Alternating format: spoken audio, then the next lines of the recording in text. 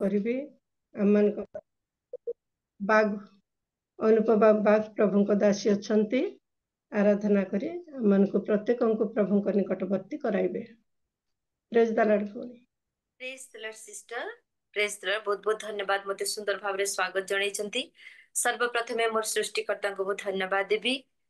ବହୁତ ସୁନ୍ଦର ଭାବରେ ଆମ ପ୍ରତ୍ୟେକଙ୍କୁ ଏ ପ୍ରାପ୍ତ କାଳର ଉପାସନାରେ ଯୋଗ ଦେଇଛନ୍ତି। ଧନ୍ୟବାଦ ଦେବି ସଦାପ୍ରଭୁଙ୍କୁ ମତେ ସୁଯୋଗ ଦେଇଛନ୍ତି। ଧନ୍ୟବାଦ ଦେବି ହୋଷ୍ଟ ଆଜ୍ଞାଙ୍କୁ ମତେ ଯୋଗ୍ୟ ବିବେଚିତ କରିଛନ୍ତି।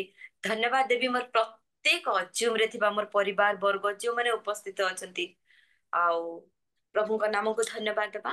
ଆଉ ବାକ୍ୟରେ ଏପରି ଲେଖାଯାଏ, ଯେଉଁମାନେ ସଦାପ୍ରଭୁଙ୍କ ଗୃହରେ ରୋପିତ ହୁଅନ୍ତି ସେମାନେ ଆମ୍ଭମାନଙ୍କ ପରମେଶ୍ୱରଙ୍କ ପ୍ରାଙ୍ଗଣରେ ବର୍ଦ୍ଧିଷ୍ଣୁ ହେବେ। ଆସନ୍ତୁ ଆମେ ଉପାସନାର ଗୋଟେ ଗୀତ ଗାଇବା, ଯୋଉଟା କି ସମସ୍ତେ ଜାଣିଥିବା ଗୀତ। ଏଇଟା ଆମେ ଗାଇବା। ଜାଗ ଜାଗ କର ତାଙ୍କ ପ୍ରଶଂସା ଗାନ, ପ୍ରତି ପ୍ରାତେ ତାଙ୍କ ଦୟା ଚିର ନୂତନ।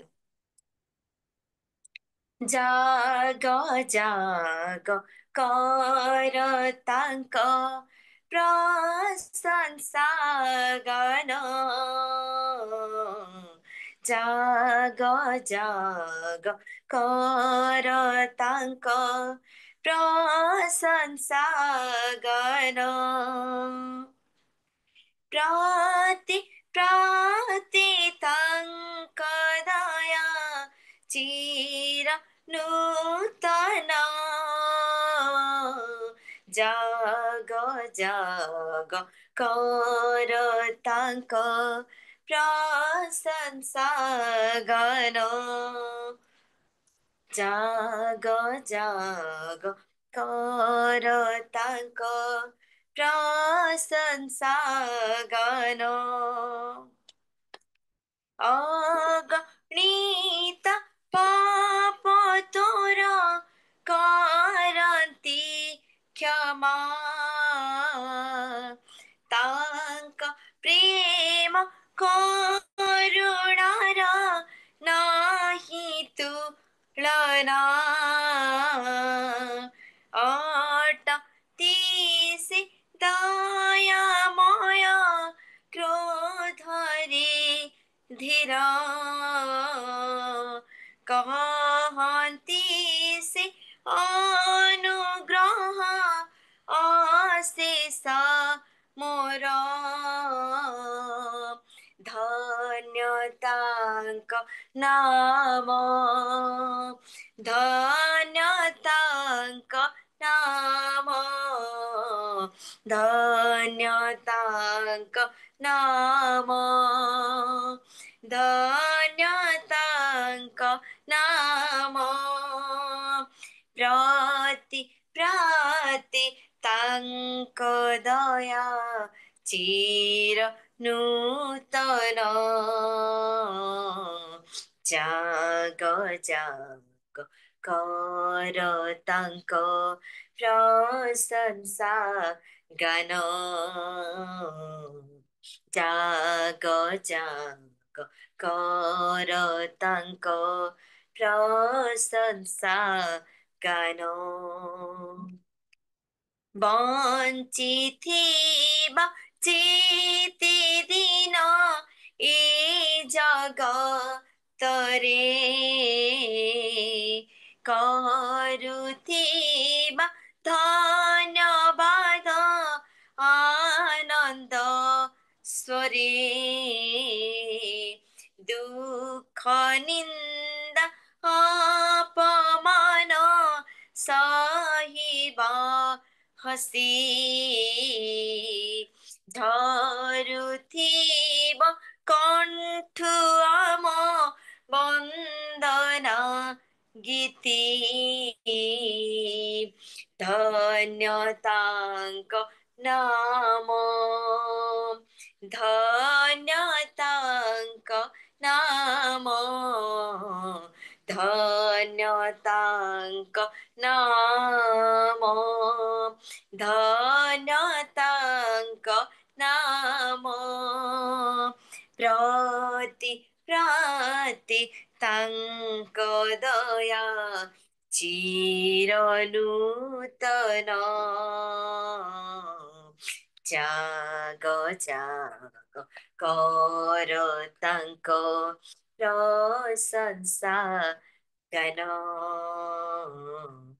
जाग जाग कर तांको प्रशंसा गान हालेलुया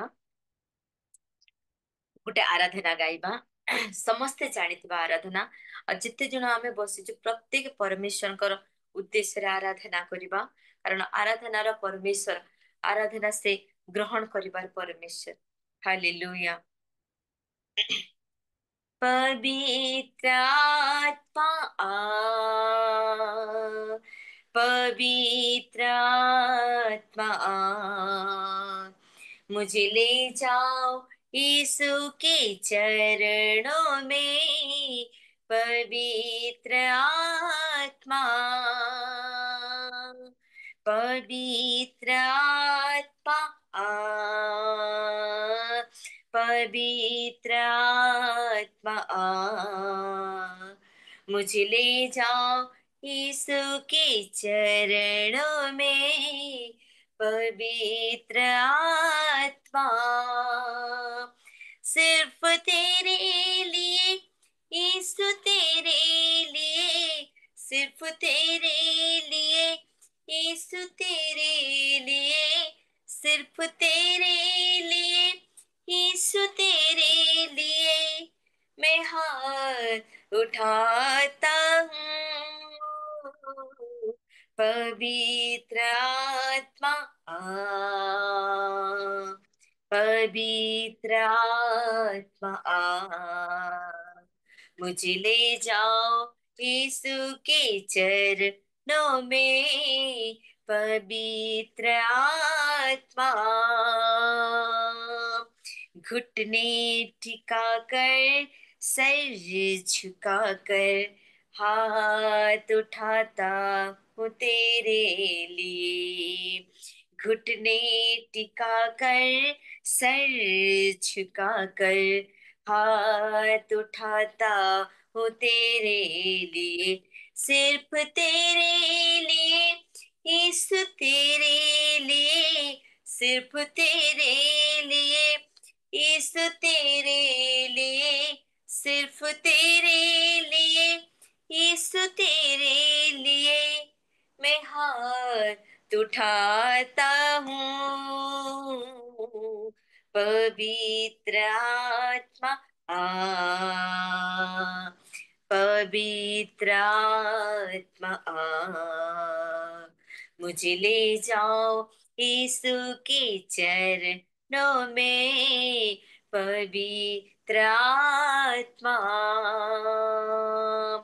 यीशु ही मार्ग है यीशु ही सत्य है यीशु ही जीवन है यीशु मेरा प्रभु यीशु ही मार्ग है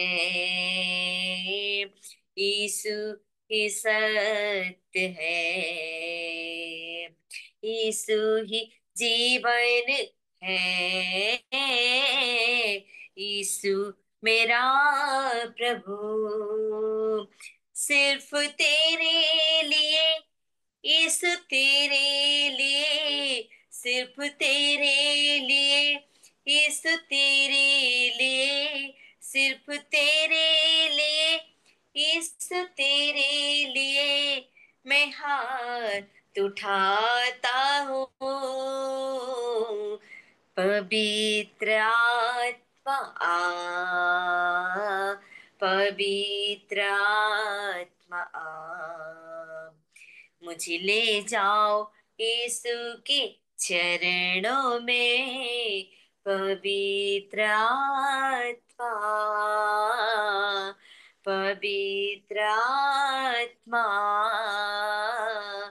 पवित्र आत्मा पवित्र आत्मा में तुमको डाकुछु प्रभु हे मंगलकारी पवित्र आत्मा यीशु राजा तुमे जेतेबेले स्वर्ग को गल स्वर्ग को नीत हेल सेतेबेले पवित्र आत्मा को कहिल ए पवित्र आत्मा तुमको साहाय्य करिवे बोली अदृश्यमान परमेश्वर आमे वाक्य को विश्वास करू तुमरी वाक्य रे जीवन अछि तुमरी वाक्य रे प्रभु समस्त विषय साधन अछि हे मंगलकारी पवित्र आत्मा तुमे आस आमर विश्वास अछि प्रभु पवित्र आत्मा तुमे आमनको गाइड करिवो लीड करिवो जेतेबेले आमे अवहेलित जीवन काटू ए पवित्र आत्मा ही आमको साहाय्य करे जेतेबेले आमे अभाव अनाटन संकट रे पड़ी थाउ अदृश्यमान परमेश्वर पवित्र आत्मा तुमे आमनको गाइड करि थाउ राजा आमे प्रत्येक तुम हस्ते समर्पण होउछु आज आमे शून्य हृदय रे आसीछु पिता तुम्हारी वाक्य दे तुमे आमनको परिपूर्ण करो असंभव को संभव करिबार परमेश्वर जेतेबेले आमे जगत को देखु प्रभु समस्या समस्या समस्या प्रत्येक परिवार रे किछि ना किछि रोग किछि ना किछि अघटन किछि ना किछि प्रभु समस्या रहिछि आमे कहा पाखकु जिबु आमे कहा ठारे अळी करिबु तेणु करी तो प्रभु तुमरी दासंक द्वारा तुमे जो अपॉर्चुनिटी देइछ जो प्रभु सुजोग देइछ आस एकत्र मिलिमिशि आंठु भांगी समस्त विषय से पिता परमेश्वर ठारे गुहारी कर कारण से ही समाधानकारी बोली तुमे तांकु जो बोझ देइछ बोझ पाई धन्यवाद पिता परमेश्वर तुम्हारी दासों को आशीर्वाद करो प्रभु तुम्हें तांकु दया करो जहाँ अभाव तुम्हें पूर्ण करो मनोवांछा पूर्ण करो तांकर लक्ष्य स्थल को पहुंचीबा पई तुमे तांकु सहाय्य करो बोली धन्यवाद दूची पिता प्रत्येकଙ୍କୁ तुमर उपस्थिति देल आत्मा को द्वारा तुमे चालन कल तही पई धन्यवाद आमे जेतिकी समय बसिबु सुस्थिर मनरे बसिबु तुमरी आराधना उपासना वाक्य रे निजକୁ निविष्ट करिबु से रूपे तुमे कृपा करो आजिर आराधना रे तुमे आजिर वाक्य रे आजिर प्रत्येक पर्याय को तुम हस्ते समर्पण करी तुमरी पुत्र जीशुଙ୍କ नामରେ मागुछि आमेन आमेन आमेन धन्यवाद सिस्टर सुजोग देथिबारु धन्यवाद प्रेज द लॉर्ड धन्यवाद भौणी सुंदर भाବରେ प्रभुଙ୍କ निकटवर्ती कराइछन्ति आराधना करिछन्ति आउ आमे समस्त करताଳ देबा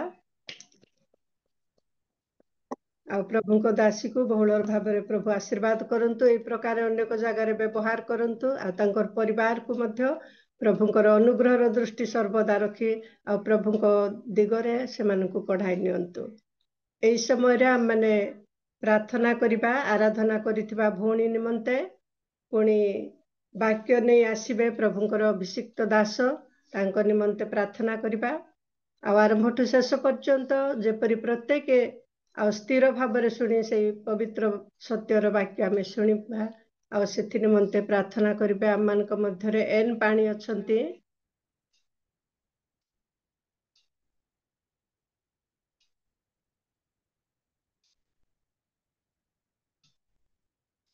एन पानी अछंती प्रेज द लॉर्ड एठे तक अनम्यूट करवारे आसुना से जॉइन करंती छिना एबे कहले प्रार्थना करंती नै देखंतु ते हेमांगिनी सोना अछंती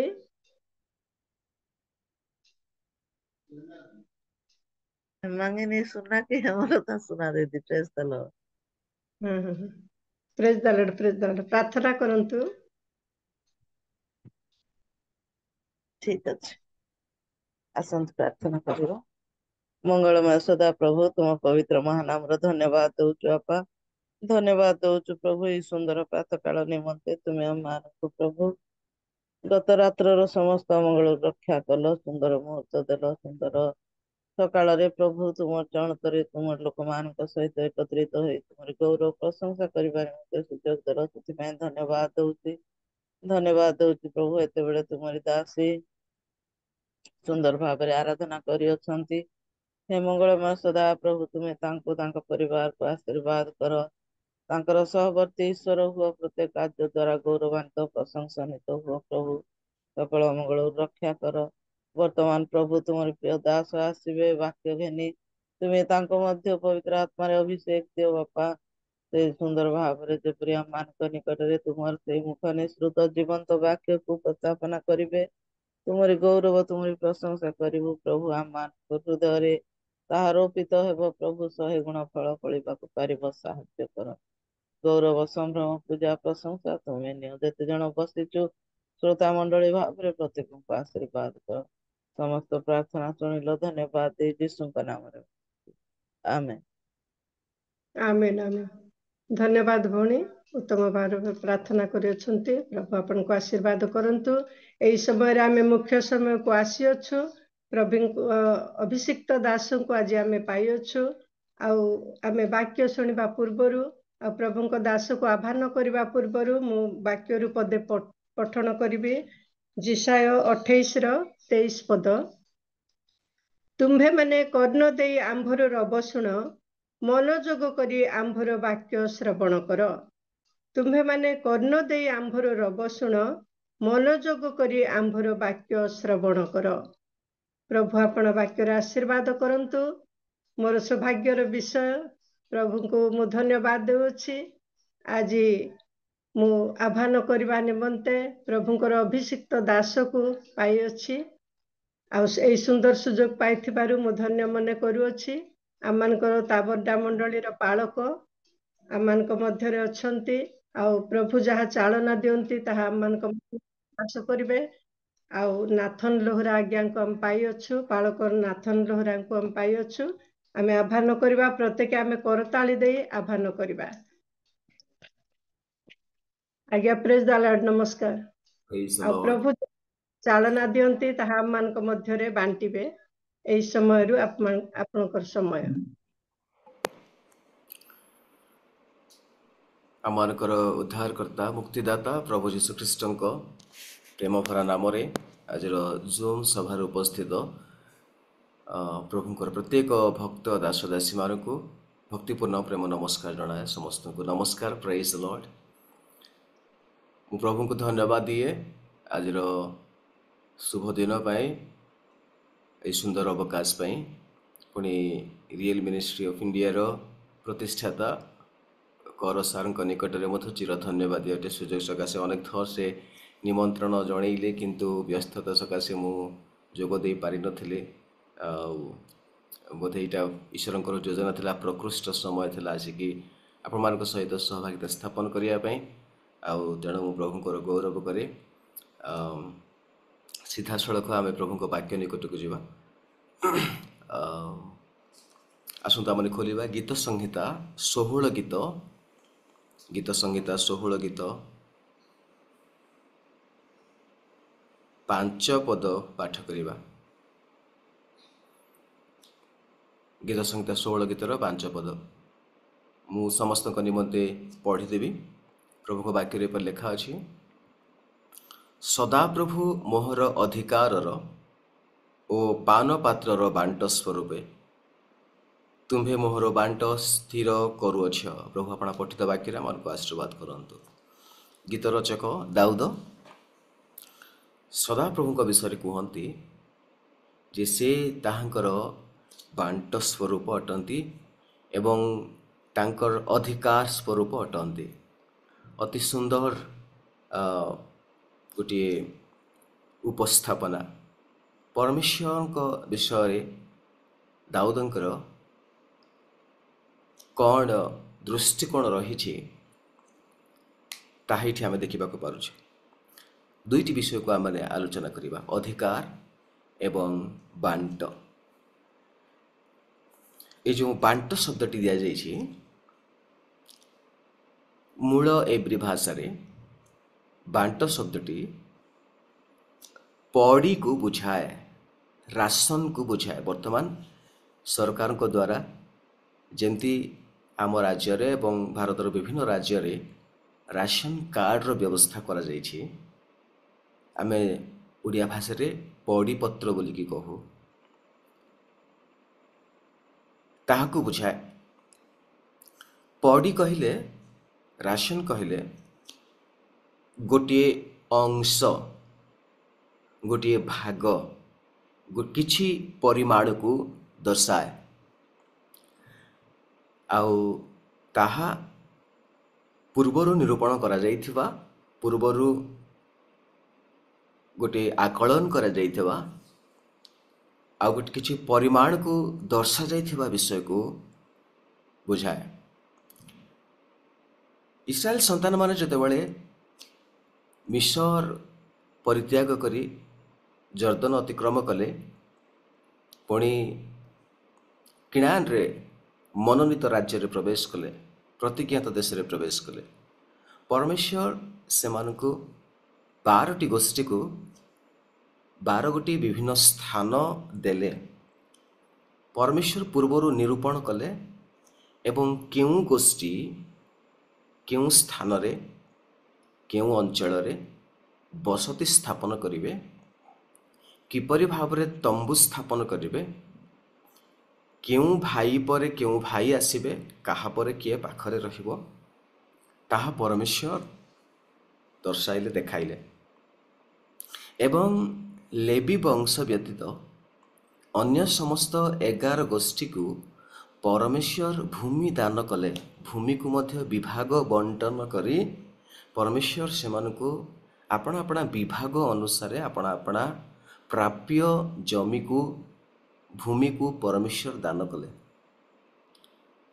आउ एहा इस्राएल संतान मान निमंते गोटे पड़ी गोटे अंश गोटे भाग रे आसिला।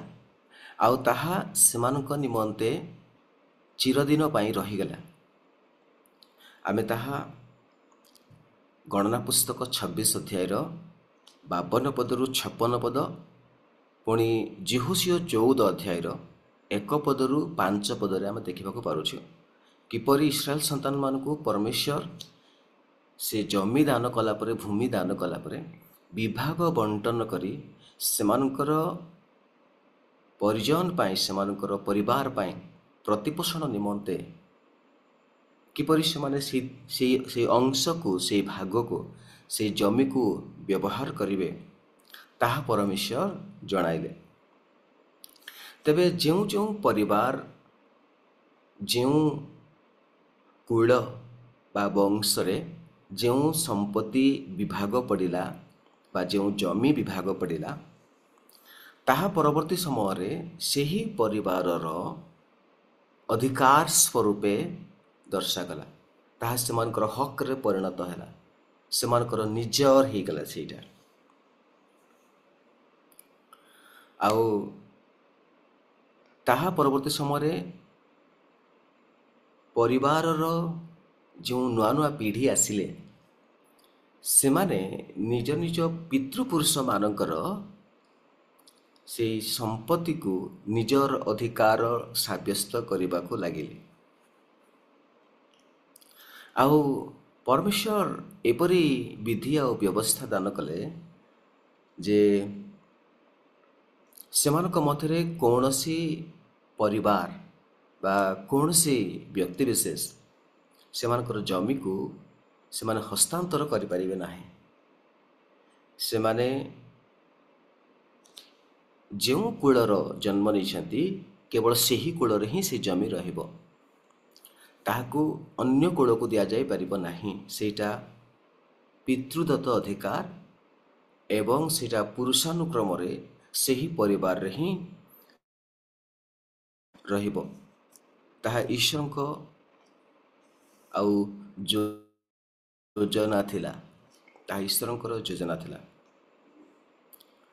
किंतु ए विभाग बंटन मध्यरे जो जो जमी गुड़िक परमेश्वर इस्राएल संतान मानक बसति स्थापन करने पुणी कृषि कर्म करने से जमी दान कले, चिन्हट करिकी सेमानकर वंश निमंते विभाग करिकी दान कले।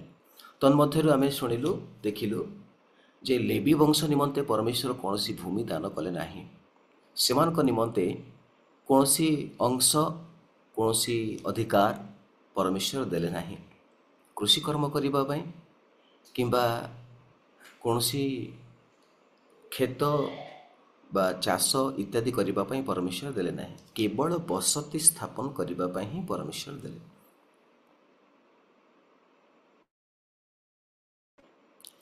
किंतु परमेश्वर सेमानक पई कहिले जे से निजे सेमानक निमंते पड़ी हेबे। और सुंदर दृष्टिकोण को ये आम देखा पार्छु।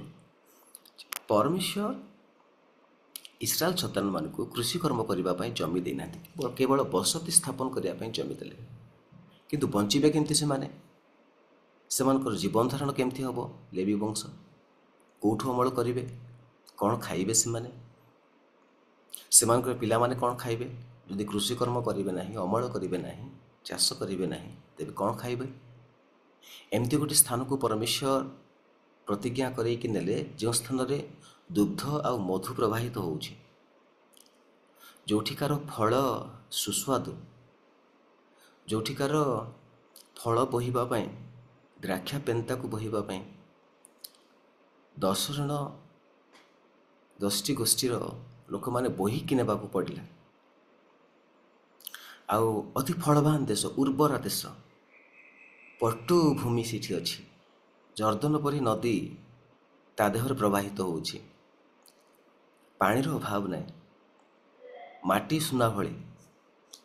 ଏମିତି ଦେଶକୁ ନେଇ ସାରିଲା ପରେ ପରମେଶ୍ୱର ସେମାନଙ୍କୁ ଜମି ଚାଷ କରିବା ପାଇଁ ଦେଉନାହାନ୍ତି, ହଳ କରିବା ପାଇଁ ଦେଉନାହାନ୍ତି, ଆଉ ସେଇ ଜମିର ଫଳକୁ ଭୋଗ କରିବା ପାଇଁ ଦେଉନାହାନ୍ତି, କେବଳ ସେମାନେ ବସତି ସ୍ଥାପନ କରିବେ। କିନ୍ତୁ କୌତୂହଳର ବିଷୟ ଯେ ପରମେଶ୍ୱର ସେ ସ୍ୱୟଂ କହୁଛନ୍ତି ଯେ ମୁଁ ତୁମ୍ଭମାନଙ୍କର ପଡ଼ି ହେବି, I will be your portion. ପରମେଶ୍ୱର କହୁଛନ୍ତି ମୁଁ ତୁମ ଅଧିକାରର ଏବଂ ମୁଁ ତୁମର ବାଣ୍ଟ ସ୍ୱରୂପ ହେବି। ପରମେଶ୍ୱର ଏହି କଥା ଇସ୍ରାଏଲ ସନ୍ତାନମାନଙ୍କୁ କହୁଛନ୍ତି, ଆଉ ବିଶେଷ କରି ଲେବି ବଂଶର ଲୋକମାନଙ୍କୁ କହୁଛନ୍ତି। ଜେରେମିୟା ପୁସ୍ତକ 10 ଅଧ୍ୟାୟର 16 ପଦରେ ପରମେଶ୍ୱର ଇସ୍ରାଏଲ ସନ୍ତାନମାନଙ୍କୁ କୁହନ୍ତି ଯେ ଆମ୍ଭେ ଇସ୍ରାଏଲର ବାଣ୍ଟ ସ୍ୱରୂପ ହେବା, ବା ପଡ଼ି ସ୍ୱରୂପ। ବାଣ୍ଟ କହିଲେ ଆମେ ପଡ଼ିକୁ ବୁଝୁ, ପଡ଼ି ସ୍ୱରୂପ ହେବା, ତାହା ପରମେଶ୍ୱର କହୁଛନ୍ତି। ଆଉ ପରମେଶ୍ୱର ଇସ୍ରାଏଲ ସନ୍ତାନମାନଙ୍କୁ ସେ ନିଜ କଥା କହୁଛନ୍ତି ଯେ ତମର ଆଉ କିଛି କୃଷିକର୍ମ କରିବାର ଆବଶ୍ୟକତା ନାହିଁ। ବିଶେଷ କରି ଲେବି ବଂଶ ଲୋକମାନଙ୍କୁ ତମେ କେବଳ କ'ଣ କରିବ? ମୋ ସେବା କରିବ। ତମେ କୃଷିକର୍ମ କରିପାରିବ ନାହିଁ, ତମେ ଯୁଦ୍ଧ କ୍ଷେତ୍ରକୁ ଯିବ ନାହିଁ, ସୈନ୍ୟ ବିଭାଗରେ କାମ କରିପାରିବ ନାହିଁ, ତମେ ବ୍ୟବସାୟ କରିପାରିବ ନାହିଁ, ବାଣିଜ୍ୟ କରିପାରିବ ନାହିଁ। କ'ଣ କରିବ ତେବେ? ତମେ କେବଳ ମୋ ସେବା କରିବ, ତମେ ମନ୍ଦିରର ପରିଚର୍ୟା କରିବ, ତୁମ ବଂଶ ତୁମ ପିଢ଼ି ଯୁଗ ଯୁଗ ପର୍ଯ୍ୟନ୍ତ ଯାଜକୀୟ କର୍ମ କରିବ, ଆମ୍ଭର ସେବା କରିବ। ଆଉ ଆମ୍ଭେ ତୁମ୍ଭର କ'ଣ ହେବା ନା ବାଣ୍ଟ ସ୍ୱରୂପ ହେବା, ଆମ୍ଭେ ତୁମ ଅଧିକାରର ବାଣ୍ଟ ସ୍ୱରୂପ ହେବା। କେତେ ସୁନ୍ଦର ବିଷୟ! ପ୍ରଭୁ କହୁଛନ୍ତି ଇସ୍ରାଏଲ ଲେବି ବଂଶକୁ ଯେ ଯଦିବା ତୁମ ପାଖରେ ଜମି ନାହିଁ କୃଷିକର୍ମ କରିବା ପାଇଁ, ଯଦିବା ତୁମେ ସୈନ୍ୟ ବିଭାଗରେ କାମ କରିବା ପାଇଁ ଯାଇପାରିବ ନାହିଁ, କୌଣସି ବ୍ୟବସାୟ କରିପାରିବ ନାହିଁ, କିନ୍ତୁ ଚଳିବ କେମିତି? ନା ମୁଁ ତୁମର ବାଣ୍ଟ ହେବି, ମୁଁ ତୁମକୁ ଚଲେଇବି। ହାଉ ବିୟୁଟିଫୁଲ! ଆଜି ପରମେଶ୍ୱର ଆମମାନଙ୍କୁ ମଧ୍ୟ କୁହନ୍ତି ଯେ ସେ ଆମମାନଙ୍କର ଜୀବନର, ଆମ ପରିବାରର ବାଣ୍ଟ ହେବା ପାଇଁ ଚାହାନ୍ତି। ପ୍ରିୟମାନେ, ଅନେକ ସମୟରେ ଆମେ ଆମମାନଙ୍କର କର୍ମରେ, ଜୀବିକାରେ, ବ୍ୟବସାୟରେ, ଚାକିରିରେ ଆମେ ଏତେ ଲିପ୍ତ ହେଇଯାଉ, ଏତେ ମଜିଯାଉ ଯେ ଈଶ୍ୱର ଯେ ଆମମାନଙ୍କର ଅଧିକାର ସ୍ୱରୂପ, ଈଶ୍ୱର ଯେ ଆମମାନଙ୍କର ବାଣ୍ଟ ସ୍ୱରୂପ, ତାହା ଆମେ ଅନେକ ସମୟରେ ପାଶୋରି ଯାଇଥାଉ। ଯାହାଙ୍କଠାରୁ ସମସ୍ତ ବିଷୟ ଉତ୍ପନ୍ନ ହୁଏ, ଯେ ସମସ୍ତ ବିଷୟକୁ ଧାରଣ କରନ୍ତି, ସେ କୁହନ୍ତି ଯେ ମୁଁ ତୁମର ଅଧିକାର ସ୍ୱରୂପ ହେବି, ମୁଁ ତୁମର ବାଣ୍ଟ ସ୍ୱରୂପ ହେବି। ପ୍ରେଜ୍ ଦ ଲର୍ଡ, ହାଲେଲୁୟା। ନୂତନ ନିୟମରେ ଯେତେବେଳେ ଆମେ ଦେଖୁ, ପ୍ରଭୁ ଯୀଶୁ କୁହନ୍ତି ଯେ ମୁଁ ତୁମର ବାଣ୍ଟ ସ୍ୱରୂପ, ମୁଁ ତୁମର ଅଧିକାର ସ୍ୱରୂପ। ମାର୍କର ଯୀଶୁ ସମାଚାର 12 ଅଧ୍ୟାୟର 7 ପଦ, ଏବ୍ରୀ 1 ଅଧ୍ୟାୟର 2 ପଦ, ପୁଣି ଏଫେସୀ 3 ଅଧ୍ୟାୟର 6 ପଦରେ ଆମେ ଦେଖୁଛୁ ପ୍ରଭୁ ଯୀଶୁଙ୍କ ସକାଶେ ଏହି ଅଧିକାର, ଏହି ବାଣ୍ଟ ସମସ୍ତ ଜିହୁଦୀ ଏବଂ ସମସ୍ତ ବିଜାତିଙ୍କ ନିକଟରେ ଦିଆଗଲା। ବର୍ତ୍ତମାନ ଆମେ ପୁରାତନ ନିୟମରେ ଆଉ ନୋହୁଁ, କିନ୍ତୁ ନୂତନ ନିୟମର ଲୋକ ଅଟୁ। ନୂତନ ନିୟମରେ ଯଦି ବା ଆମେ ବିଜାତୀୟ ଅଛୁ ତଥାପି ଖ୍ରୀଷ୍ଟ ଆମମାନଙ୍କ ନିମନ୍ତେ ସେ ଅଧିକାର ସ୍ୱରୂପ, ସେ ଆମମାନଙ୍କ ନିମନ୍ତେ ବାଣ୍ଟ ସ୍ୱରୂପ ଅଟନ୍ତି। ପ୍ରେଜ୍ ଦ ଲର୍ଡ। ଯୀଶୁ ସ୍ୱୟଂ ଯଦି ଗୋଟିଏ ପରିବାରର, ଜଣେ ବ୍ୟକ୍ତିର, ଜଣେ ବିଶ୍ୱାସୀର, ଗୋଟିଏ ମଣ୍ଡଳୀର ବାଣ୍ଟ ହେଇଯାଆନ୍ତି, ପଡ଼ି ହେଇଯାଆନ୍ତି, ପୋର୍ସନ୍ ହେଇଯାଆନ୍ତି, ତେବେ ସେ ପରିବାର, ସେ ମଣ୍ଡଳୀ ଆଉ ସେ ବ୍ୟକ୍ତିଙ୍କ ପାଇଁ କୌଣସି ବିଷୟର ଅଭାବ ରହିବ ନାହିଁ। ପ୍ରେଜ୍ ଦ ଲର୍ଡ। ହାଲେଲୁୟା। ପରମେଶ୍ୱର ସ୍ୱୟଂ ଆସିକି କୁହନ୍ତି, ପ୍ରଭୁ ଯୀଶୁ ସ୍ୱୟଂ କୁହନ୍ତି ଯେ ମୁଁ ତୁମର ବାଣ୍ଟ, ମୁଁ ତୁମର ଅଧିକାର ସ୍ୱରୂପ। ପ୍ରେଜ୍ ଦ ଲର୍ଡ।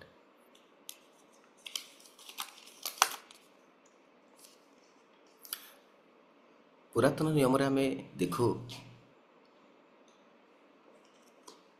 ଇସ୍ରାଏଲ ସନ୍ତାନମାନଙ୍କୁ ଯେଉଁ ଜମି ଗୁଡ଼ାକ ଦିଆଗଲା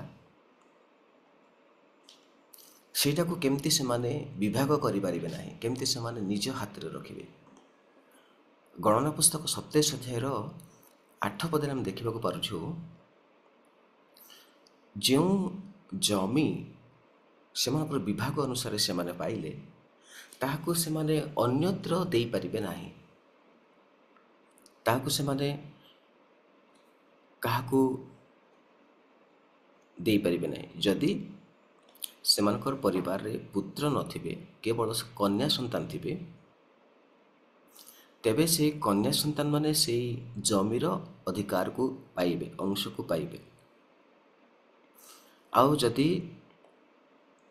ସେମାନେ କେବଳ ସେମାନଙ୍କର ଗୋଷ୍ଠୀ ଭିତରେ, ଜାତି ଭିତରେ ବିବାହ କରିବେ, ତେବେ ସେଇ ଜାତିର ପୁଅ ସେଇ ଜମିକୁ ସେମାନେ କୃଷି କର୍ମରେ ବ୍ୟବହାର କରିପାରିବେ, ଲାଭ ପାଇପାରିବେ ବା ତାହାକୁ ସେମାନେ ଅଧିକାର କରିପାରିବେ। କିନ୍ତୁ ଯେଉଁ ପରିବାରରେ ଧରିନିଅନ୍ତୁ ଯେହୁଦା ଗୋଷ୍ଠୀ ଭିତରେ ଗୋଟିଏ ପରିବାରରେ ସେମାନଙ୍କର କେବଳ ଝିଅମାନେ ଜନ୍ମ ନେଲେ, ପୁଅ ଜନ୍ମ ନେଇନଥିବେ। ହିବ୍ରୁମାନଙ୍କର, ଯେହୁଦୀମାନଙ୍କର ନିୟମ ଅନୁସାରେ ଝିଅମାନଙ୍କୁ ସେଇ ଜମି ବିଭାଗ କରି ଦିଆଯାଇପାରିବ ନାହିଁ, କେବଳ ପୁଅମାନେ ହିଁ ତାହାକୁ ବ୍ୟବହାର କରିବେ। କିନ୍ତୁ ଯେଉଁ ପରିବାରରେ ପୁଅ ଜନ୍ମ ହେଇନାହାନ୍ତି, ସେ ଯେହୁଦା ଗୋଷ୍ଠୀ କ'ଣ କରିବେ, ସେ ପରିବାର କ'ଣ କରିବ, ଯଦି ସେଇ ଝିଅମାନେ କେବଳ ଯେହୁଦା ଗୋଷ୍ଠୀର ପୁଅମାନଙ୍କୁ ବିବାହ କରିବେ, ତେବେ ସେ ଝିଅମାନଙ୍କ ଭାଗରେ ପଡ଼ୁଥିବା ଜମି ଜୁଇଁମାନଙ୍କ ଭାଗରେ ପଡ଼ିବ, ଜୁଇଁମାନେ ସେଇଟାକୁ ଅଧିକାର କରିବେ। କିନ୍ତୁ ଯଦି ସେ ଦାନ ବଂଶ କିମ୍ବା ନପ୍ତାଲି ବଂଶରେ ବିବାହ କରିବ ସେ ଝିଅ, ତେବେ ଦାନ କିମ୍ବା ନପ୍ତାଲି ବଂଶର ଜୁଇଁ ଯେହୁଦା ବଂଶର ବାହା ହେଇଥିବା ଝିଅର ତାଙ୍କ ପିତୃଦତ୍ତ ବା ପୈତୃକ ସମ୍ପତ୍ତିକୁ ବା ଜମିକୁ ନେଇପାରିବନି। ଅନ୍ୟ ସମ୍ପତ୍ତି ନେଇପାରିବ କିନ୍ତୁ ଜମିକୁ ନେଇପାରିବନି।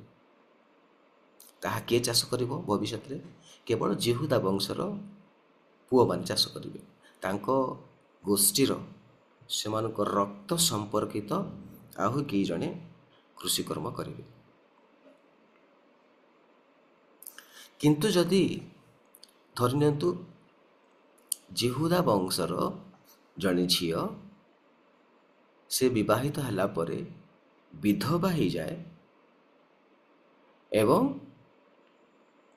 ବିଧବା ଅବସ୍ଥାରେ ସେ ଯଦି କୌଣସି ପୁତ୍ର କନ୍ୟା ଜାତ କରିନଥିବେ ଏବଂ ସେ ନିଜେ ବିଧବା ହେଲା ପରେ ଆହୁରି କାହାକୁ ବିବାହ କରିବେ, କେବଳ ସେ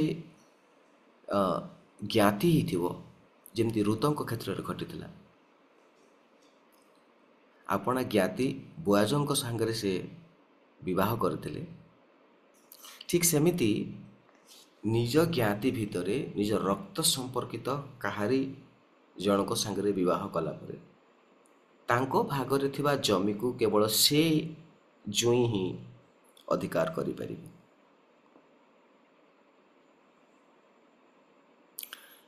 ଆଉ ଗୋଟିଏ ଗୁରୁତ୍ୱପୂର୍ଣ୍ଣ ବିଷୟ, ଗଣନା ପୁସ୍ତକ 27 ଅଧ୍ୟାୟର 9 ପଦରେ ଆମେ ଦେଖୁଛୁ, ଯଦି ସେଇ ବିଧବାଙ୍କୁ କେହି ବିବାହ କରିବେ ନାହିଁ, ଆଉ ସେ ଶେଷ ପର୍ଯ୍ୟନ୍ତ ମୃତ୍ୟୁ ପର୍ଯ୍ୟନ୍ତ ସେମିତି ରହିଯାଆନ୍ତି, ତେବେ ସେ ସମ୍ପତ୍ତି ତାଙ୍କର ହେବ। ଏବଂ ତାଙ୍କର ମୃତ୍ୟୁ ଉତ୍ତାରେ ଯଦି ତାଙ୍କର ପୁତ୍ର ସନ୍ତାନ କେହି ନଥିବେ, ସେ ବିଧବାର ମୃତ୍ୟୁ ଉତ୍ତାରେ ସେ ଜମି ତାଙ୍କ ରକ୍ତ ସମ୍ପର୍କିତ ଜ୍ଞାତିଙ୍କ ପାଖକୁ ଚାଲିଯିବ। ତାହା ଥିଲା ବିଧି। ଦେଖନ୍ତୁ, ଜମିକୁ ନେଇକି ପରମେଶ୍ୱର କେତେ ବଡ଼ ଯୋଜନା କଲେ ଇସ୍ରାଏଲ ସନ୍ତାନମାନଙ୍କ ପାଇଁ। ଯେଉଁ ଜମି ପରମେଶ୍ୱର ଦେଲେ କୃଷିକର୍ମ କରିବା ପାଇଁ, ଇସ୍ରାଏଲ ସନ୍ତାନମାନଙ୍କର ଭରଣ ପୋଷଣ ନିମନ୍ତେ, ଜୀବିକା ନିର୍ବାହ ନିମନ୍ତେ, ପରବର୍ତ୍ତୀ ସମୟରେ ପରମେଶ୍ୱର ସେ ଜମିକୁ ହସ୍ତାନ୍ତର କରିବା ପାଇଁ ବି ମନା କରୁଛନ୍ତି। ସେ ଜମି କାହାକୁ ଦେଇପାରିବେ ନାହିଁ, ଆଉ ତାହା ନିଜ ଜ୍ଞାତିଙ୍କ ପାଖରେ ହିଁ ରହିବ। ପରମେଶ୍ୱର ଏହା ଅନନ୍ତକାଳୀନ ନିୟମ ଭାବରେ ଗୋଟେ ନିୟମ ସ୍ଥାପନ କରିଦେଲେ। ଆଉ ଆଜି ଯାଏଁ ଇସ୍ରାଏଲ ସନ୍ତାନମାନେ ସେମାନଙ୍କର ଜମି ପାଇଁ 1 ଇଞ୍ଚ ଜମି ବି ସେମାନେ କାହାକୁ ଛାଡ଼ିବେନି। ଆମେ ଇସ୍ରାଏଲର ଆଖପାଖ ଯେଉଁ ସମସ୍ତ ରାଷ୍ଟ୍ର ଅଛି, ରାଜ୍ୟ ଅଛି, ପାଲେଷ୍ଟାଇନ କୁହନ୍ତୁ, ସିରିଆ କୁହନ୍ତୁ ବା ଇରାନ କୁହନ୍ତୁ, ଯେଉଁ ସମସ୍ତ ରାଜ୍ୟ ଗୁଡ଼ିକ ଅଛି, ବର୍ତ୍ତମାନ ଯାହା ବିବାଦ ଚାଲିଛି, ଯୁଦ୍ଧ ଚାଲିଛି ଏବଂ ଯେଉଁ ଟେନସନ୍ ଇସ୍ରାଏଲ ଭୋଗ କରୁଛି ଚତୁଃପାର୍ଶ୍ୱରେ ଥିବା ରାଷ୍ଟ୍ରମାନଙ୍କ ପାଇଁ, ଜମି ଗୁଡ଼ିକ ପାଇଁ, କେବଳ ଜମି ପାଇଁ। ତେବେ ଜମି ଇସ୍ରାଏଲ ସନ୍ତାନମାନଙ୍କ ପାଇଁ କେତେ ଗୁରୁତ୍ୱପୂର୍ଣ୍ଣ ଥିଲା। ସେମାନଙ୍କର ପିତୃଦତ୍ତ ଅଧିକାରକୁ ବ୍ୟବହାର କରିବା ପାଇଁ କେତେ ସେମାନେ ସେମାନଙ୍କର ଅଧିକାରକୁ କେମିତି ସେମାନେ ସାବ୍ୟସ୍ତ କରୁଥିଲେ, ତାହା କେତେ ଗୁରୁତ୍ୱପୂର୍ଣ୍ଣ ଥିଲା, ଏଥିରୁ ଆମେ ଦେଖିବାକୁ ପାରୁଛୁ। କିନ୍ତୁ ପରମେଶ୍ୱର ଏମିତି ଗୋଟେ ବ୍ୟବସ୍ଥା ଦେଲା ପରେ, ଏମିତି ଗୋଟେ ନିୟମ ଦେଲା ପରେ, ଲେବି ବଂଶର ଗୋଷ୍ଠୀକୁ ସେ କହୁଛନ୍ତି ଯେ ତୁମ ପାଇଁ ଆଉ କୃଷିକର୍ମ କରିବା ନିମନ୍ତେ ଜମି ଆବଶ୍ୟକ ନାହିଁ। ତୁମକୁ ମୁଁ ଜମି ଦେଉନାହିଁ, ତୁମେ କୃଷିକର୍ମ କରିବ ନାହିଁ, ତୁମେ ବ୍ୟବସାୟ କରିପାରିବ ନାହିଁ, କିମ୍ବା ତୁମେ କୌଣସି ସୈନ୍ୟ ବିଭାଗରେ ତୁମେ ଆଉ କାମ କରିପାରିବ ନାହିଁ। ପରମେଶ୍ୱର କୁହନ୍ତି ଯେ ମୁଁ ତୁମର ବଡି ହେବି, ମୁଁ ତୁମର ରାସନ ହେବି। ତାହା ପରମେଶ୍ୱର ଇସ୍ରାଏଲ ସନ୍ତାନମାନଙ୍କୁ କହୁଛନ୍ତି। ପ୍ରେଜ୍ ଦ ଲର୍ଡ, ହାଲେଲୁୟା। ପରମେଶ୍ୱର ଯାହାଙ୍କର ଅଂଶ ହୁଅନ୍ତି, ପରମେଶ୍ୱର ଯାହାଙ୍କର ବାଣ୍ଟ ହୁଅନ୍ତି, ଧନ୍ୟ ସେମାନେ। ପରମେଶ୍ୱର ଯାହାଙ୍କର ଅଧିକାରର ବିଷୟ ହୁଅନ୍ତି, ସେମାନେ ଧନ୍ୟ। ଆଜି ପରମେଶ୍ୱର ଆମର ବାଣ୍ଟ ହେବା ପାଇଁ ଚାହାନ୍ତି। ପରମେଶ୍ୱର ଆଜି ଆମର ଅଧିକାରର ବିଷୟ ହେବା ପାଇଁ ଚାହାନ୍ତି। ଅନେକ ସମୟରେ ଆମେ ପରମେଶ୍ୱରଙ୍କୁ ଛାଡ଼ି, ତାଙ୍କ ସେବା କରିବାକୁ ଛାଡ଼ି ଅନ୍ୟାନ୍ୟ ବିଷୟ ଆଡ଼କୁ ଆମେ ବିମୋହିତ ହେଇଥାଉ। ଆମେ ବସ୍ତୁ ଗୁଡ଼ିକ ବିଷୟରେ ମନୋଯୋଗୀ ହେଇଥାଉ। ଧନ ସମ୍ପଦ ଠୁଳ କରିବାରେ ଆମେ ବେଶୀ ପ୍ରୟାସ କରିଥାଉ। ଆମେ ଆମମାନଙ୍କର ଚାକିରି କ୍ଷେତ୍ରରେ, ଆମମାନଙ୍କର ବ୍ୟବସାୟରେ ବେଶୀ ମନୋଯୋଗୀ ହେଇଥାଉ। କିନ୍ତୁ ମନେ ରଖୁ ଯେ ସମସ୍ତ ଆଶୀର୍ବାଦର ଉତ୍ସ ହେଉଛନ୍ତି ପରମେଶ୍ୱର, ସମସ୍ତ ଆଶୀର୍ବାଦର ସ୍ରୋତ ହେଉଛନ୍ତି ପରମେଶ୍ୱର। ପ୍ରେଜ୍ ଦ ଲର୍ଡ। ତେଣୁ ଆମମାନଙ୍କୁ ଆଶୀର୍ବାଦକୁ ନୁହେଁ, ବରଂ ଆଶୀର୍ବାଦ ଦାତାଙ୍କୁ ଖୋଜିବା ଆବଶ୍ୟକ। ଅନେକ ସମୟରେ ଆମେ ପ୍ରଭୁ ଆଶୀର୍ବାଦ କର, ପ୍ରଭୁ ଦୟା କର, ପ୍ରଭୁ ମୋତେ ଏଇଟା ଦିଅ, ପ୍ରଭୁ ମୋ ଏଇ ଆବଶ୍ୟକତା ଅଛି, ପ୍ରଭୁ ମୋତେ ଏଇଟା ଯୋଗାଅ ବୋଲି ଆମେ ପ୍ରାର୍ଥନା କରିଥାଉ। ଭଲ କଥା, ନିଶ୍ଚୟ ଆମେ ପ୍ରାର୍ଥନା କରିବା। କିନ୍ତୁ ଆମମାନଙ୍କର ହୃଦୟର ଚାହିଁବାର ବିଷୟ, ଆମମାନଙ୍କର ଆକାଂକ୍ଷାର ବିଷୟ କେଉଁଠି ରହିଯାଇଛି? ବସ୍ତୁ ଉପରେ ରହିଯାଇଛି, ଈଶ୍ୱରଙ୍କ ଉପରେ ନାହିଁ। ଦାନ ଉପରେ ରହିଯାଇଛି, କିନ୍ତୁ ଦାତାଙ୍କ ଉପରେ ଆମମାନଙ୍କର ମନ ନାହିଁ। ଆମେ କ'ଣ ପାଇବା ତାହା ଉପରେ ଆମେ ବେଶୀ ମନୋଯୋଗୀ, କିନ୍ତୁ କିଏ ଦିଅନ୍ତି ତାଙ୍କ ଉପରେ ଏତେ ମନୋଯୋଗୀ ଆମେ ନୁହଁ। ଆମମାନଙ୍କୁ ବସ୍ତୁ ନୁହେଁ କିନ୍ତୁ ବ୍ୟକ୍ତିଙ୍କର ଆବଶ୍ୟକତା ରହିଛି। ଆମମାନଙ୍କୁ ବିଷୟ ନୁହେଁ, କୌଣସି ଜିନିଷ ନୁହେଁ, କିନ୍ତୁ ଦାତାଙ୍କର ଆବଶ୍ୟକତା ରହିଛି। ବର୍ତ୍ତମାନ ଖ୍ରୀଷ୍ଟର ପ୍ରିୟ ପ୍ରଭୁଙ୍କ ଲୋକମାନେ, ପ୍ରଭୁ ଚାହାନ୍ତି ଯେ ସେ ଆମମାନଙ୍କର ବାଣ୍ଟ ହେବା ପାଇଁ, ସେ ଆମମାନଙ୍କର ପଡ଼ି ହେବା ପାଇଁ ଚାହାନ୍ତି। ଆମେ ଏମିତି ଖ୍ରୀଷ୍ଟିଆନ ହେଉ, ଏମିତି ବିଶ୍ୱାସୀ ହେଉ, ଏମିତି ଜୀବନ କାଟୁ ଯେଉଁମାନଙ୍କର ଅଧିକାର, ଯେଉଁମାନଙ୍କର ପଡ଼ି ପରମେଶ୍ୱର ଅଟନ୍ତି। ପରମେଶ୍ୱର ଯଦି ମୋର ପଡ଼ି ହେବେ, ପରମେଶ୍ୱର ଯଦି ମୋ ଭାଗ ହେବେ, ଚିନ୍ତା କରନ୍ତୁ, ପରମେଶ୍ୱର ଯଦି ମୋର ଅଂଶ ହେବେ, ମୋତେ ଆଉ କ'ଣ ଦରକାର ଅଛି? ପ୍ରେଜ୍ ଦ ଲର୍ଡ। ଅନେକ ସମୟରେ ଆମେ ଲକ୍ଷ୍ୟ କରିଛୁ ଜମି ଜୁମା ସମ୍ପତ୍ତି ଭାଗ ହେଲା ବେଳକୁ କେତେ ଅଶାନ୍ତି ହେଇଯାଏ ପରିବାରରେ। ଭାଇ ଭାଇ ଭିତରେ ଅଶାନ୍ତି, ଭଉଣୀ ଭଉଣୀ ଭିତରେ ଅଶାନ୍ତି ହେଇଯାଏ। ଘର ତିଆରି କଲାବେଳେ 1 ଇଞ୍ଚ ଜମି ପାଇଁ ପରିବାର ପଡ଼ୋଶୀ ସବୁ ଅଶାନ୍ତି ହେଇଯାଆନ୍ତି, କେସ୍ ମକଦ୍ଦମା ହେଇଯାଆନ୍ତି। ଛାଡ଼ିବା ପାଇଁ କେହି ଚାହାନ୍ତି ନାହିଁ। ଆମେ 60-70 ବର୍ଷର, 70-80 ଆଉ ନାହିଁ, 60-70 ଅକସ୍ମାତ ଜୀବନ ଚାଲିଯାଉଛି। ଏମିତି ଜୀବନ ଭିତରେ ଆମ ପାଇଁ ଆବଶ୍ୟକତା ହେଉଛନ୍ତି ପରମେଶ୍ୱର। ପ୍ରେଜ୍ ଲର୍ଡ, ହାଲେଲୁୟା। ସମ୍ପତ୍ତି ନୁହେଁ, ଜମି ନୁହେଁ, ଆମମାନଙ୍କର ବିଭାଗ, ଆମମାନଙ୍କର ଅଂଶ ପରମେଶ୍ୱର ହେବା ପାଇଁ ଚାହାନ୍ତି। ସେ କୁହନ୍ତି, ମୁଁ ତୁମର ଅଂଶ ହେବି, ମୁଁ ତୁମର ବାଣ୍ଟ ହେବି। I want to B your portion. ଯେଉଁ ଭାଗ ଆମମାନଙ୍କ ପାଇଁ ଦରକାର, ଯେଉଁ ପଡ଼ି ଆମମାନଙ୍କ ପାଇଁ ଦରକାର, ଯେଉଁ ରାସନ ଆମମାନଙ୍କ ପାଇଁ ଦରକାର, ଯେଉଁ ଅଂଶ ଆମମାନଙ୍କ ପାଇଁ ଦରକାର, ପରମେଶ୍ୱର କୁହନ୍ତି ଯେ ମୁଁ ସେଇ ବ୍ୟକ୍ତି ହେବା ପାଇଁ ଚାହୁଁଛି। ସେଇ ବସ୍ତୁ ନୁହଁ, ବରଂ ବ୍ୟକ୍ତି ହେବା ପାଇଁ ଚାହାନ୍ତି ପରମେଶ୍ୱର। ଆମେ ରିପ୍ଲେସ୍ କରିବା କି ପରମେଶ୍ୱରଙ୍କୁ? ଆମମାନଙ୍କର ଦୃଷ୍ଟିକୋଣକୁ, ଆମମାନଙ୍କର ଚାହିଁବାର ବିଷୟକୁ, ଆମମାନଙ୍କର ଅଧିକାରର ବିଷୟକୁ ଆମେ ବସ୍ତୁବାଦୀ ହେବା ଠାରୁ ବ୍ୟକ୍ତିବାଦୀ ହେବା କି? ବ୍ୟକ୍ତିବାଦୀ କହିଲେ କୌଣସି ଲୋକଙ୍କ କଥା ମୁଁ କହୁନି, ଈଶ୍ୱରଙ୍କ କଥା କହୁଛି, ପ୍ରଭୁଙ୍କ କଥା କହୁଛି। ପ୍ରଭୁ ଯଦି ଆମର ସବୁକିଛି ହେଇଯିବେ, ତେବେ ଆମର ଆଉ କ'ଣ ଦରକାର?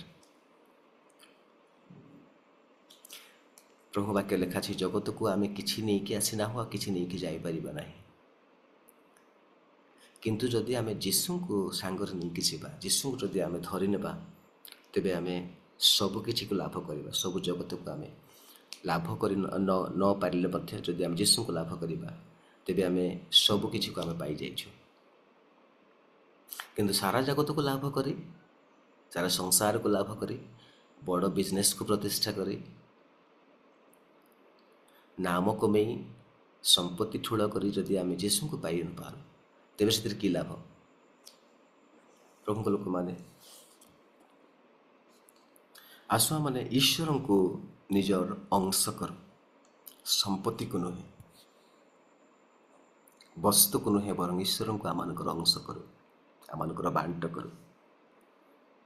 ଆମମାନଙ୍କର ବ୍ୟବସାୟ କିମ୍ବା ଆମମାନଙ୍କର ଚାକିରିକୁ ନୁହେଁ, ହଁ ଆମମାନଙ୍କର ଜୀବିକା ନିର୍ବାହ ନିମନ୍ତେ ଆବଶ୍ୟକ, କିନ୍ତୁ ତାହା ମାନଙ୍କର ପ୍ରାଥମିକତା, ତାହା ମାନଙ୍କର ମୁଖ୍ୟ ବିଷୟ ନ ହେଉ, ତାହା ଗୌଣ ବିଷୟ ହେଉ, କେବଳ ଜଗତରେ ବଞ୍ଚିବା ନିମନ୍ତେ ହେଉ, କିନ୍ତୁ ଈଶ୍ୱର ଆମମାନଙ୍କର ସର୍ବପ୍ରଥମ ଅଗ୍ରାଧିକାରର ବିଷୟ ହୁଅନ୍ତୁ। କାରଣ ସେ ସମସ୍ତ ଆଶୀର୍ବାଦ ଏବଂ ସମସ୍ତ ଆନନ୍ଦର ଉତ୍ସ ଅଟନ୍ତି। ତାହାଙ୍କଠାରୁ ସମସ୍ତ ଆଶୀର୍ବାଦ ନିର୍ଗତ ହୁଏ। ପ୍ରେଜ୍ ଦ ଲର୍ଡ। ତେଣୁ ଆମେ ଆଶୀର୍ବାଦର ପଛରେ ନ ଦୌଡ଼ୁ, ବରଂ ଆଶୀର୍ବାଦ ଦାତାଙ୍କୁ ଆମେ ଧାରଣ କରିବା ପାଇଁ, ପାଇବା ପାଇଁ ଯତ୍ନବାନ ହେଉ। 73 ଗୀତର 26 ପଦରେ ତାହା ଲେଖା ଅଛି, ଧନ୍ୟ ଇସ୍ରାଏଲର ପରମେଶ୍ୱର, ଧନ୍ୟ ସେ ଲୋକମାନେ ଯେଉଁମାନଙ୍କର ସଦାପ୍ରଭୁ, ଯେଉଁମାନଙ୍କର ପ୍ରଭୁ ଇସ୍ରାଏଲର ପରମେଶ୍ୱର ଅଟନ୍ତି। ପ୍ରେଜ୍ ଦ ଲର୍ଡ। ଯଦି ଇସ୍ରାଏଲର ପ୍ରଭୁ, ଇସ୍ରାଏଲର ପରମେଶ୍ୱର ଯଦି ଆମର ସଦାପ୍ରଭୁ ହେଇଯାନ୍ତି, ଆମର ବାଣ୍ଟରେ ପଡ଼ନ୍ତି, ମୋର ଭାଗରେ ପଡ଼ିଯାଆନ୍ତି, ତେବେ କେତେ ଆନନ୍ଦର ଆଶୀର୍ବାଦର ଗୌରବର ବିଷୟ ମୋ ପାଇଁ ହେଇଯାଆନ୍ତା। ତେଣୁ ପ୍ରିୟ ମାନେ, ଯଦି ଆମେ କିଛି ନ ପାଇ ମଧ୍ୟ ଯଦି ପ୍ରଭୁଙ୍କୁ ପାଇଯାଉ, ତେବେ ତାହା ସବୁଠାରୁ ବଡ଼ ବିଷୟ। ଆମେ ଧନ ସମ୍ପଦର ପଛରେ ନ ଯାଉ, ମାନ ସମ୍ମାନର ପଛରେ ନ ଯାଉ, ବନ୍ଧୁ ଲାଭ କରିବାର ପଛରେ ନ ଯାଉ, ବରଂ ଈଶ୍ୱରଙ୍କୁ ଲାଭ କରିବାର ପଛରେ ଯାଉ। ଈଶ୍ୱରଙ୍କୁ ନିଜର କରୁ। ଆଉ ସେ ଆମର ନିଜର ଅଂଶ ହେବା ପାଇଁ ଚାହାନ୍ତି, ସେ ଆମମାନଙ୍କର ବାଣ୍ଟ ହେବା ପାଇଁ ଚାହାନ୍ତି, ଅଧିକାର ହେବା ପାଇଁ ଚାହାନ୍ତି। ତାହାଙ୍କୁ ଆମେ ଧରି ଆମମାନଙ୍କର ଜୀବନ ଅତିବାହିତ କରୁ। ଏହି ସଂକ୍ଷେପ ଧ୍ୟାନ ଦ୍ୱାରା ପ୍ରଭୁ ଆମ ପ୍ରତ୍ୟେକଙ୍କୁ ଆଶୀର୍ବାଦ କରନ୍ତୁ। ସମସ୍ତଙ୍କୁ ନମସ୍କାର। ମୁଁ ଟିକେ ବାହାରେ ଅଛି, ସେଥିପାଇଁ ବେଶୀ ବଡ଼ ପାଟିରେ କହିପାରି ନାହିଁ, ଧୀରେ ଧୀରେ କହିବାକୁ ପଡ଼ିଲା, କ୍ଷମା କରିବେ। Thank you so much.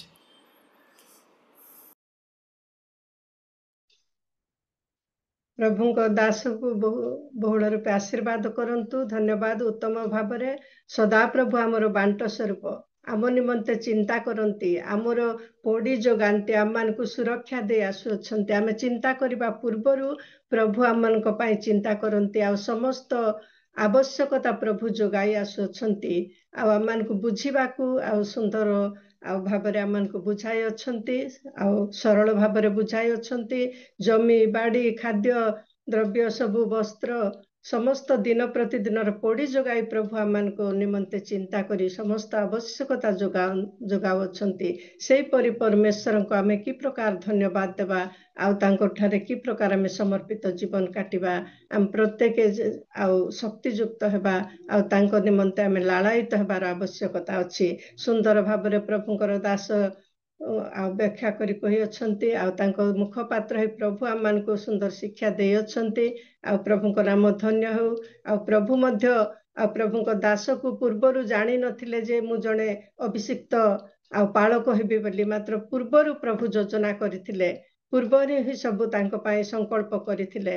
ଆଉ ସେଇ ପ୍ରକାର ସେ ନିଜେ ମଧ୍ୟ ଅନୁଭବ କରୁଥିବେ।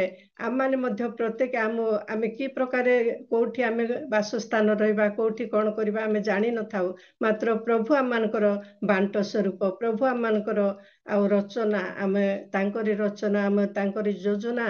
ପ୍ରଭୁ ଆମମାନଙ୍କ ପ୍ରତ୍ୟେକ ନିମନ୍ତେ ଚିନ୍ତା କରିବା ପରମେଶ୍ୱର, ପ୍ରତ୍ୟେକଙ୍କୁ ସୁରକ୍ଷା ଦେବା ପରମେଶ୍ୱର। ଆଜିର ବାକ୍ୟ ଉତ୍ତମ ବାକ୍ୟ ଥିଲା, ପ୍ରତ୍ୟେକ ଆମେ ବୁଝିଅଛୁ। ଆଉ ଆମେ ପ୍ରଭୁଙ୍କର ଗୌରବ କରି ତାଙ୍କର ଗୁଣାନୁବାଦ କରି ବଞ୍ଚିବାର ଆମର ଆବଶ୍ୟକତା ଅଛି। ଆଉ ପ୍ରଭୁଙ୍କ ନାମ ଧନ୍ୟ ହେଉ। ପ୍ରଭୁଙ୍କର ଦାସକୁ ମଧ୍ୟ ବହୁଳ ରୂପେ ଆଶୀର୍ବାଦ କରନ୍ତୁ, ଆଉ ଆଶୀର୍ବାଦ କରି ତାଙ୍କର ସେଇ ଆଉ ରାଜ୍ୟ ନିମନ୍ତେ ବ୍ୟବହାର କରି ଆସୁଅଛନ୍ତି, ପୁଣି ବ୍ୟବହାର କରି ଆଉ ଶକ୍ତିଯୁକ୍ତ କରନ୍ତୁ, ଅଧିକରୁ ଅଧିକ ଶକ୍ତିଯୁକ୍ତ କରି ଦ୍ୱିଗୁଣ ଆଶୀର୍ବାଦ କରନ୍ତୁ। ଧନ୍ୟବାଦ ଆଜ୍ଞା।